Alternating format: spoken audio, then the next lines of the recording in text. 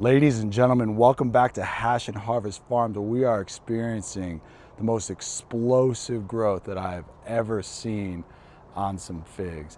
Just take a look at these leaves, all pointed towards the sun, begging for more energy, begging for more nutrition, loving that fertilizer, loving the soil and the routine that we're giving it. Here's a look at the Black Madeira KK, finally pushing out a nice single leader. Took a while, it was growing pretty slow. Del San Juan Grand, looking nice. All of the Cotyledons, here's Cotylodon Matante, very thick trunk, looking super healthy. Tallest over here is Ronde Bordeaux. It's about 5 feet tall. Putting on some really nice figs. We're going to enjoy those in probably just a couple weeks. One of the Ronde Bordeaux will probably end up going into the ground. But for now, we're just making them nice and healthy in containers. Here's a California Unknown, putting out a couple figs. Here's Madeline des Deux Saisons.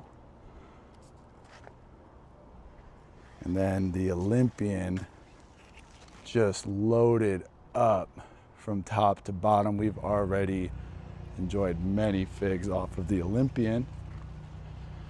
Wanted to talk a little bit about the organization of the farm. This is obviously the container garden, but we also have some in-ground fruit trees behind it. Cherry, a couple Alberta peaches, plums, some persimmon in ground. And then behind that, we use the dappled light to grow some berries. We have strawberries, blackberries, golden berries, heritage red raspberries. And I take advantage of this dappled light when I'm growing new trees. These are a couple persimmon that I just got in. It's in a root pruning pot. So when the roots grow to the end of this pot, they'll die and then they'll get thicker on the inside so that the plant can really use all of the nutrients that are available to it within the pot and we're not wasting anything. Another reason is because I'm going to eventually put this persimmon in ground. So I want the roots to really build in this. This is a Prairie Sun persimmon. And then over here we have a couple more bigger ones. This is a Ichikike Jiro, loading up. And these fruit will hang until about November or December. This tree needs to get hit with frost before those ripen. We also have a Great Wall and a Shang persimmon. So there's a couple different persimmon over here. There's some blueberries, honeyberries. And then what I'm really excited about are the mulberries. So mulberries in general are very drought tolerant. Once established, they won't need a ton of water, and that's exactly what we need here in Colorado, where we get like no water. So this is Illinois everbearing, pretty common mulberry that's gonna go in the backyard for the chickens, whatever drops. These ladies are going to love and eat. And then these two are a little bit more rare. They're gonna go up front as like a showcase piece. This is a Kokusko mulberry, which is Japanese. And then the bigger one right here is a white, or a Pakistani white. I already have some mulberries forming on it. These mulberries will get to about 5 to 6 inches long. It's a really long fruit. And this tree is putting on some good growth. So I'm excited to prep the soil all over the yard this season, and then next season some of these will be going in ground. Here's a look at the ladies and what we're doing with the coop.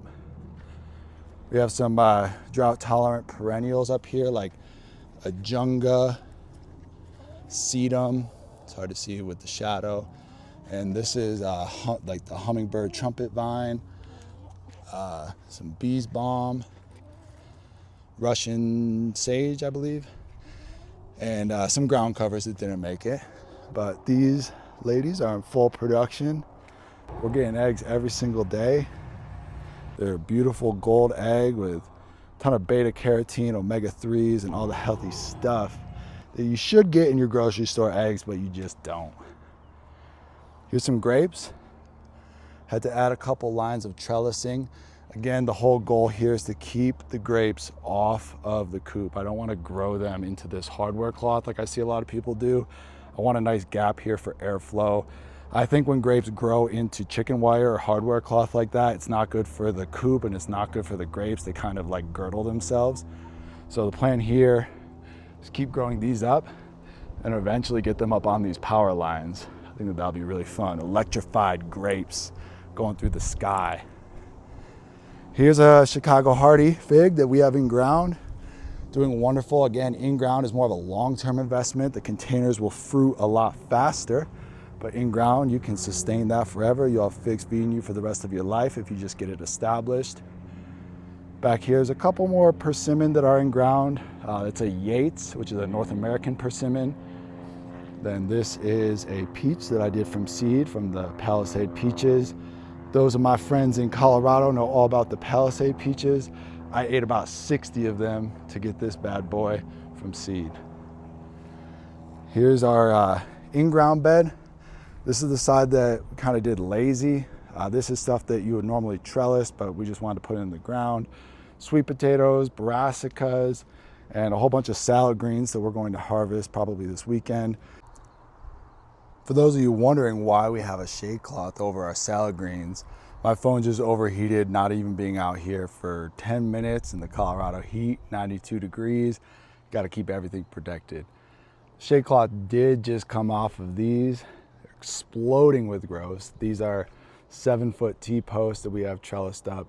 Everything from the Sartre Rosé, tomatoes, Sungold tomatoes, brandy wine, a bunch of cucumbers for pickling like Corntino, Supermax, greenhouse cucumbers, then a whole row of melons, watermelons, cantaloupe, honeydew melon. Then over here, we have our violet sparkle peppers. That's what we sell in the farmer's market. All of our vegetables looking great over here. And we are prepping the ground to experiment with some cover crops. We're going to do a mix of Crimson Clover, snap peas, radishes, a couple things that will help break up the soil, help improve it. So we don't have to add as much fertilizer to our trees. It will occur naturally. If you like what we're doing here on the farm, please subscribe to the channel, like this video if you like this video, and leave a comment with what you think that I should be doing differently. Thank you very much.